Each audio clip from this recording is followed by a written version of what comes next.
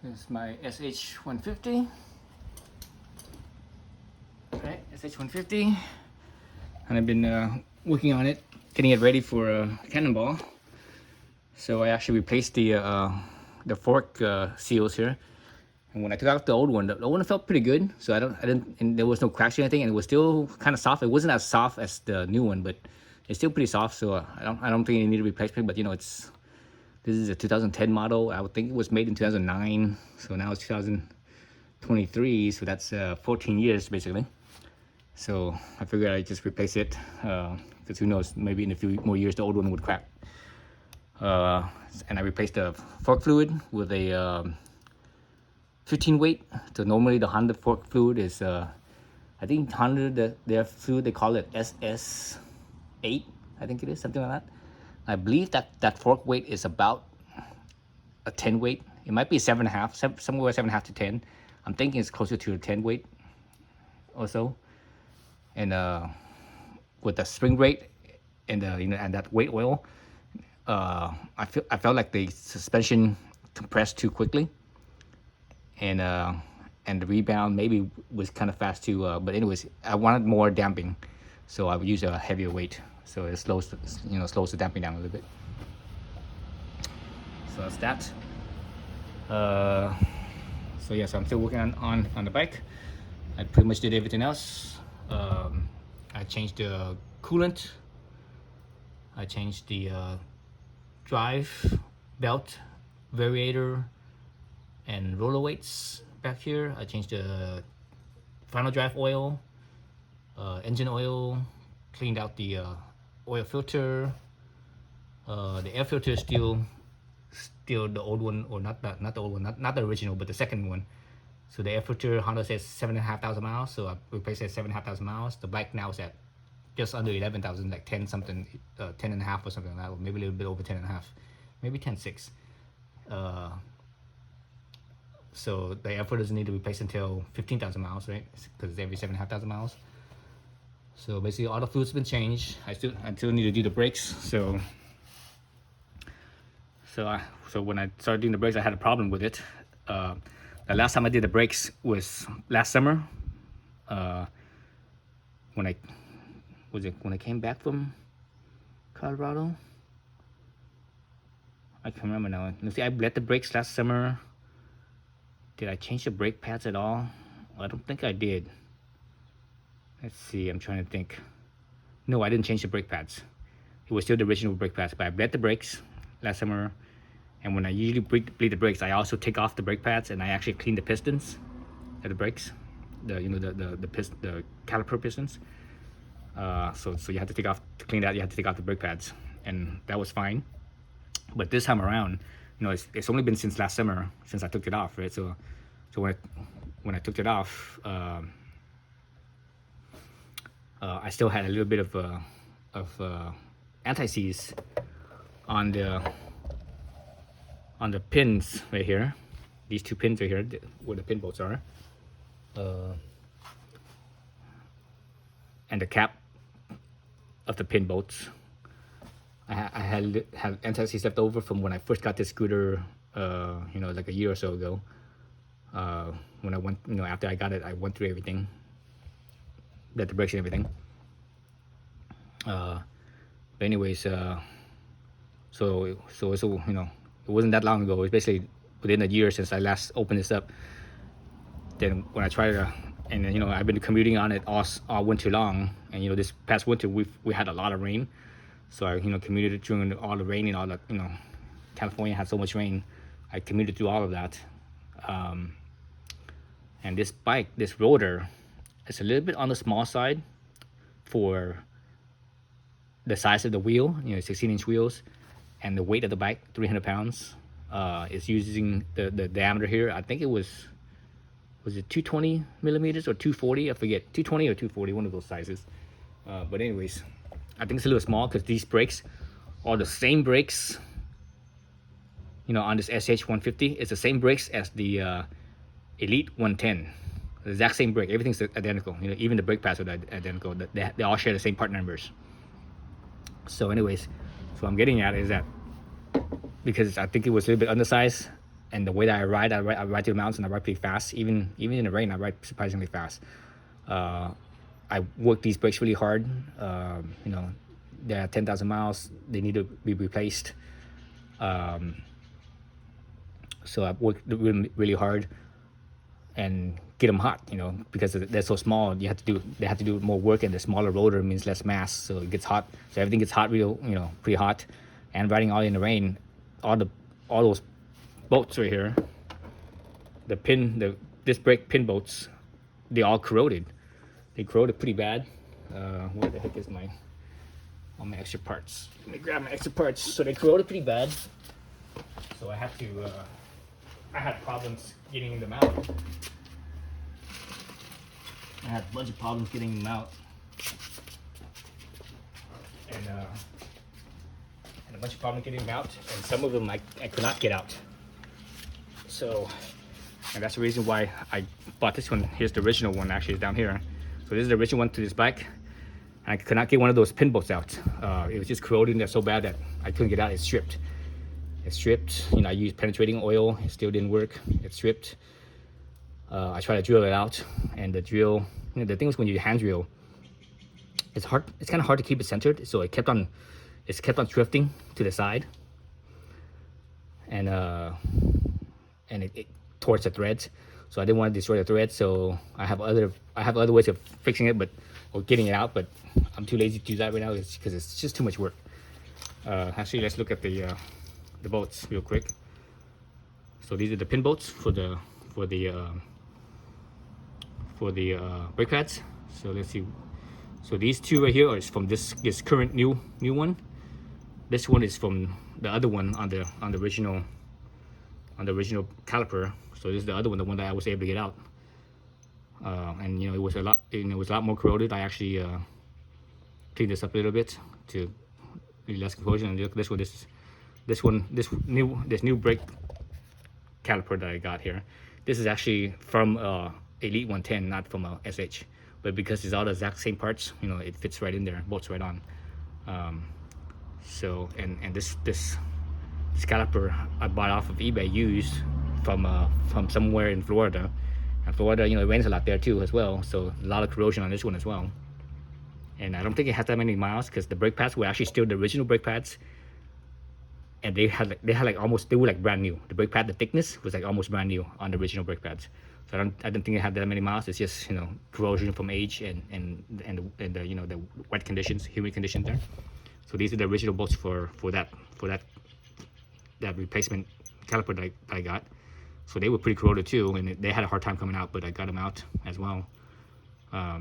So anyways, I ordered some brand new ones, so I'm getting rid of these. I'm still waiting for the order. I got one part. So this is the brand new one I saw. It was all dirty because I got put grease on here already, and it's been rolling around. And I got a little dirty. But anyways, so this is the brand new one. I still waiting for the other one.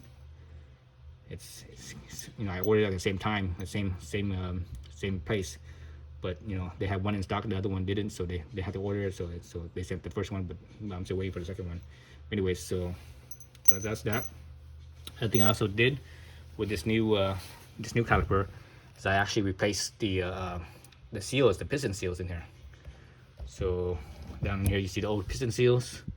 So each seal, there's two. There's a main piston seal that seals the you see two black rings. There's a thicker one towards the inside. That one seals the fluid chamber itself. And then there's another seal on the outside. That one's for the dirt, the dust and stuff. You know, that's the dirt seal. Okay. So I got those out, and I replaced it already. And I have a video of rebuilding my brakes on my Elite 110. If you want to see that more detailed, I did that already. So that's the reason why I didn't do a video for this this one when I did it. But also at the same time I was getting pissed about this thing. And I was at the point where I was like taking this stuff off, and I really have a video on, you know, replacing the pads and stuff. So that's why I didn't do that. But when I got to that point, I started getting pissed, and you know, I just kind of didn't make time for making the video for this. So anyway, so I calmed down. It's been a few days. It's been over the weekend since I did that last. It was actually the end of last week.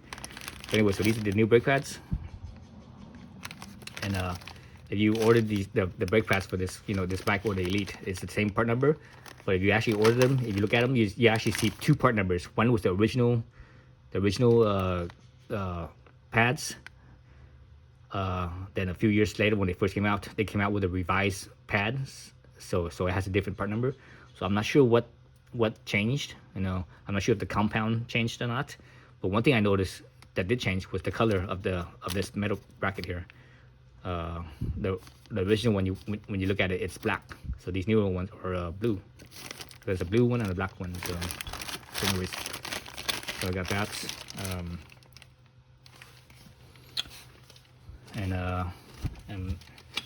And when I took out the piston on this replacement one that I got, let's look at the pistons here. So when I took out the pistons, because again, remember it's from Florida, so it sat around for a while too. It's all corroded, bunch of rust on here. You could sand this off, but it won't be the same as when it was brand new, when it's all smooth and shiny. So I went ahead and ordered some new ones, and I just got that in just right now. Here's my knife. So I just got this in right now. I got it on eBay as well, because eBay was the fastest to get to me. As far as if I ordered from somewhere else, it would have taken longer. So that's the part number right there for the piston. For the pistons. So again, the Elite and the SH, since it's all the same brakes, it's the same. All the part numbers is all the same. All right, so you don't have to worry about it. But realistically, I thought Honda should have made a larger brakes for this bike. They use the same parts because that saves them money, right? Instead of having a bunch of parts, they only have to have one part for several bikes. So there it is, brand new, nice and shiny and smooth. So I'm just gonna basically slide this in. Actually, I need to lube it first, lube it with some brake fluid, and slide it in.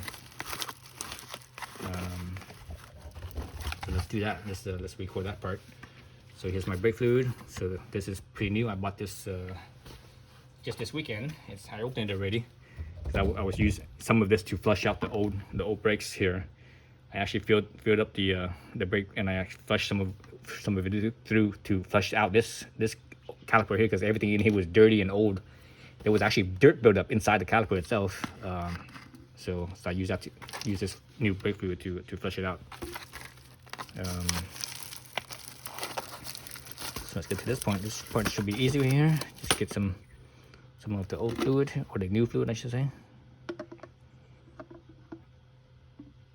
So just get a little bit wet. And oops, I should have. Dang it. Put it down like this, so that way the piston side doesn't get dirty. I put it so that way the brake side is touching the container, and the piston side stays clean. Now let's up two. Let's use the two of them and wet each other. Let's close up this. Wipe it down. Wipe all that outside stuff. That stuff's drip everywhere. Brake fluid is corrosive, so I'm basically holding it from towards this end, right? And here, basically just gonna do this. This will wet, because there's a little bit of, all you need to do is a tiny bit of brake fluid. That's enough to wet the piston, like so. So that way, when you slide it in, it has a little bit of the lube, basically. All right, so I see it's wet, so it's good there. Let's paste this back so that way I can put that back. So so it slides in easily because because those seals are rubber, and the rubber, when it's dry, it's kind of sticky, right? Or it's not sticky, but it's there's a lot of stiction, I should say, not sticky, but stiction. There's a difference. Okay. Oh, I should. Let me pull this back out. I need to lube the seals too. Oh man, now it's kind of stuck now. Dang it. I should have done that first.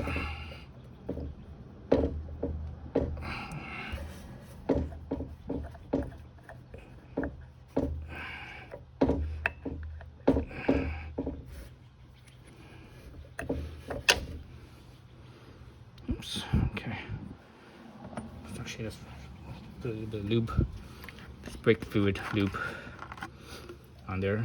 So I don't have anything to lube it down with. I guess I just gonna use my fingers then. See, so I'm gonna use my pinky right here because it's clean. My index is already dirty. Let's stick my pinky in here and wet that in. I'm gonna wet the seal.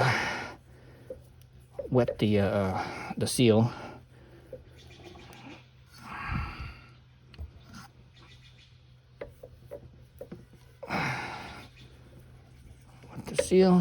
Okay, so the seal's wet. Now I could stick the piston back in.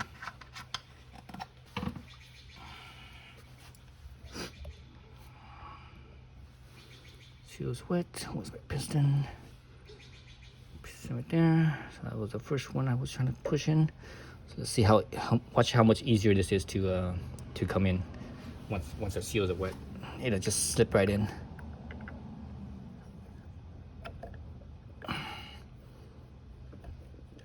Well, maybe not easily, I should say. Jeez. Man, that's a little bit hard. I could have swore this thing slipped in really easily. The first time I did this before, unless that seal didn't get enough lube. I think no, there it goes. So now it's in, there it goes. See that? It just slipped right in. I think what was hanging it up was not because it was there's resistance from the seal, well, a little bit, but it was because the piston didn't go straight in. It was kind of like crooked, so that's why it was didn't slip in easily. So once you get it in straight, and the key to this, because this is all, it's open, so it's all air now. It's all drained out. I actually wiped it up, so it's all clean.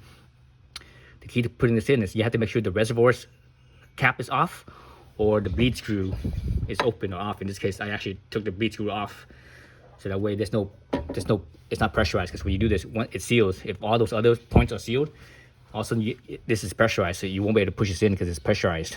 It's being pressurized. So with all those stuff open, there's no pressure buildup. So it just slides right in. And there you go. That's it. Now I could start putting my brake pad on. So the brake pads, doesn't matter which side is which, they're both identical. Since I only have one brake pad piston pin, I won't be able to do this fully because it's, again, you need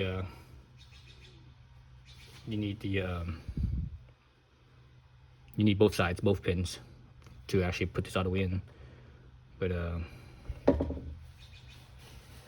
don't know, just put one in just to hold everything in place.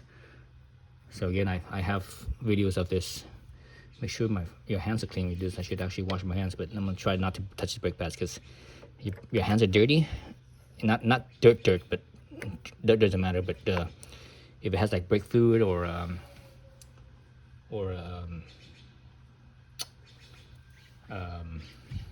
brake fluid or oil and stuff, and it gets on the brake pads, you contaminate it, and it won't work. The brake pads will never work at full power. It will always have a certain slippage. So because I had all that corrosion before, I'm gonna use some anti-seize, and this anti-seize is not regular anti-seize. This anti-seize is for some heat. So right here, prevent sticking, for corrosion and heat. So there's a lot of different types of anti-seize out there, and the normal anti-seize that you usually get, the anti-seize is to prevent corrosion, right? But the other thing it does, or the stuff that you need, if the condition suits it, in this case it does, is that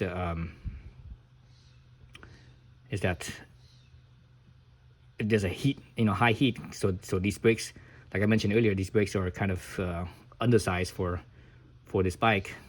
At least I think it's undersized. And actually, the funny thing is when I was looking for the parts for the pistons, for the caliper, the pistons and the pins, I was looking at that part number, and Honda shows it for other bikes too, for their sports bikes and their touring bikes and stuff. So that tells me that that this piston size is sort of a part spin part for that. Part spin meaning they have one part for multiple bikes. So that tells me that Honda uses this size piston and probably the size rotor for the rear brakes on like sports bikes and such. So sports bikes on their rear on the rear brakes. Sports bikes rear brakes are usually only, I think, 240 or so, 240 millimeters, maybe 260. I think it's 240 if I can remember correctly. Was it 220? Anyways, one of those. So that's what that's why this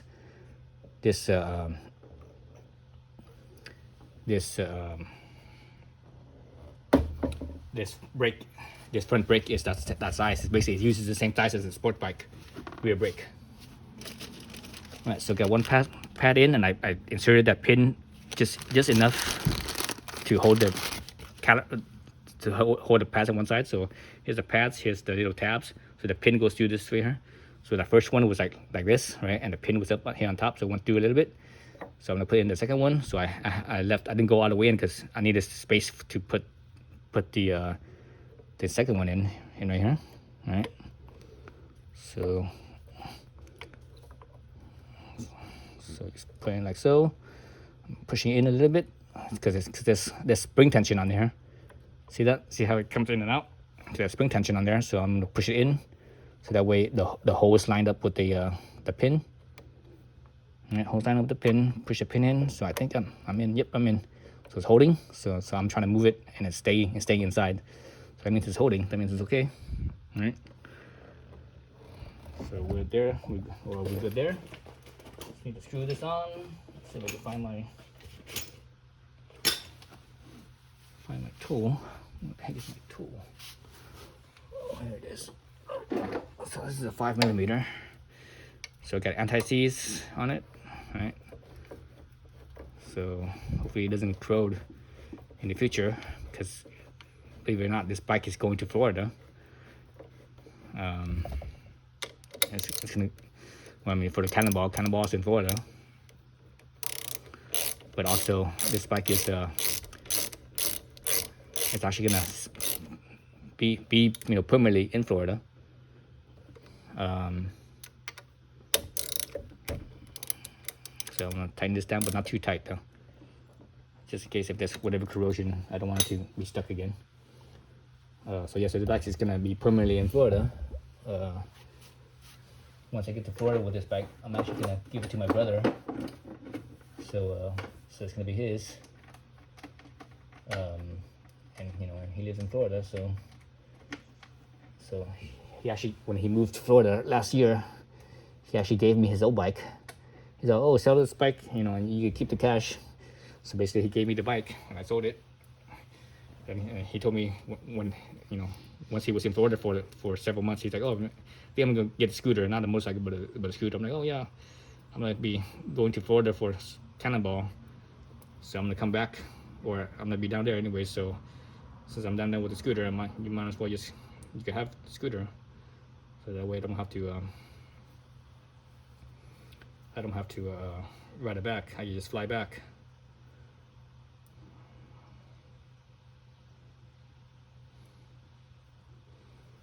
Okay, so I got my little caps here, and the cap, you still see the silver on there.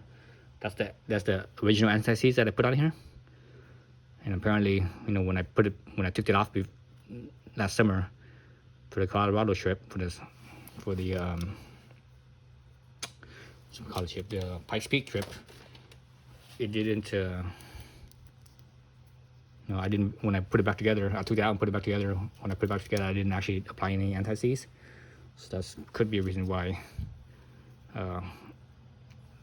this stuff, kind of corroded in there. Should I have some anti-seize on here, some residue right here that kind of overflowed a little bit? I could just smear that in here, like so.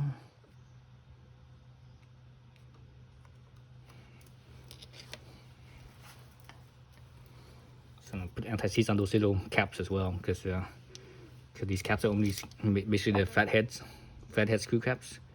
so they don't stick very well either. Or they're hard to get off because you know you're using a flathead, not an actual some type of wrench that works better, that has more, you know, more power. A flathead, you know, you don't have much power on a flathead. You know, not much. When I say power, I mean I'm talking about leverage.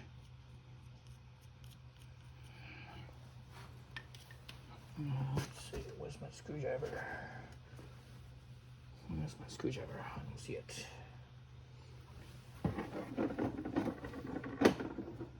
Okay. Oh wait, that's a Phillips. Well, not the Phillips, but a cross point. Where the heck's my flathead? Where did the flathead go?